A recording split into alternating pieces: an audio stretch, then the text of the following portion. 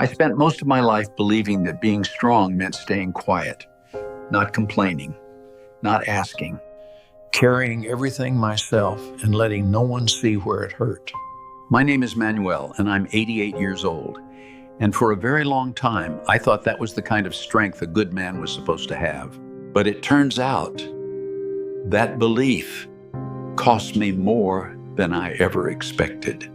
I grew up in a time when men didn't talk much about how they felt. My father worked until his hands cracked, came home tired, ate in silence, and went to bed. He never said he was proud of me, and I never asked if he was. I just assumed that love was shown by endurance. If you could take pain and keep going, you were doing it right. So I did the same. I worked hard. I provided. I never missed a day unless I physically couldn't stand. When my wife asked how my day was, I'd say, fine, even when it wasn't. When my chest felt tight with worry or fear, I swallowed it. When I felt lonely, I told myself that was normal, that everyone feels that way, and that talking about it would only burden others. I remember one night clearly. I must have been in my early 50s. My wife sat at the kitchen table long after dinner, just looking at me. She asked very softly, "Why don't you ever let me in?" I laughed it off and said there was nothing to let in. I told her I was strong, that I could handle things. She nodded, but her eyes told a different story. I didn't understand then that she wasn't asking me to be fixed. She was asking to be trusted. Years went by like that. The kids grew up. I went to work, came home, paid the bills, did what needed to be done. From the outside, it looked like a solid life, and in many ways it was. But there was a distance in my house that I couldn't explain. Conversations stayed shallow. Feelings stayed unspoken. I told myself that this was just how life settled as you got older. The truth didn't hit me all at once.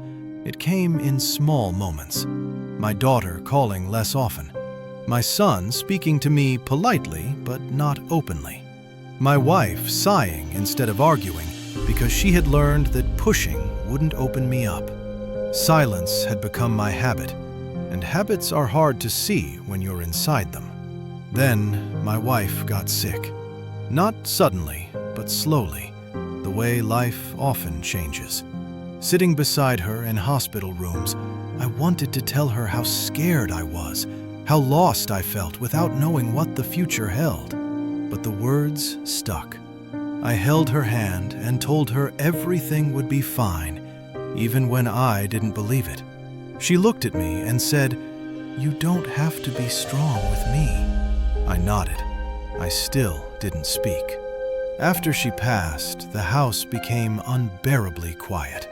There was no one left to pretend for, no one to protect with my silence. That's when it finally became clear to me. The lie wasn't that strength mattered. The lie was what I thought strength was. I believed strength meant never needing anyone.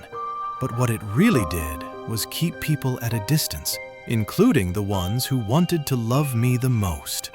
At 88, I understand now that real strength is letting yourself be seen when you're unsure, afraid, or hurting.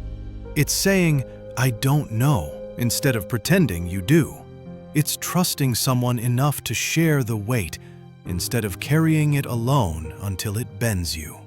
If you're listening to this and you still think silence makes you strong, I hope you reconsider before it becomes a habit you can't undo. The people who love you don't need you to be unbreakable. They just need you to be honest. And I promise you, that kind of strength feels lighter than the one I carried for most of my life.